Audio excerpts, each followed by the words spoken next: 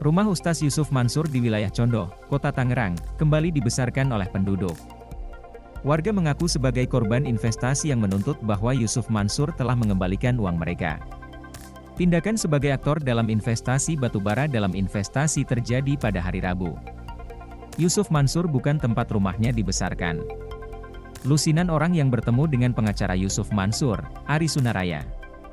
Setelah membaca mubilah, para korban investasi meninggalkan kediaman Yusuf Mansur. Gulir untuk melanjutkan konten. Korban investasi mubahalah. Pengawasan AFP di situs pada hari Rabu pukul 10.34 WIB, lusinan orang ini diterima oleh pengacara Ustaz Yusuf Mansur, Ari Sunaraya. Mereka yang datang mengklaim sebagai investor bisnis batubara Jabal Nur. Yusuf Mansur dikenal ada di rumahnya. Di depan rumah Ustaz Yusuf Mansur, lusinan orang telah mengubah satu faktor. Memang, setiap undangan yang diberikan kepada Ustaz Yusuf Mansur telah diabaikan. Tujuan dari mubah ini adalah untuk meninggalkan kerugian yang diderita oleh investor dalam kekuatan Tuhan. Font ini membuat perubahan dengan bersumpah di bawah Al-Quran dalam pidatonya yang bersumpah.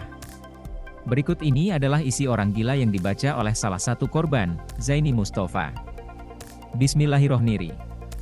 Demi Allah Subhanahu wa Ta'ala 3x, kami bersumpah.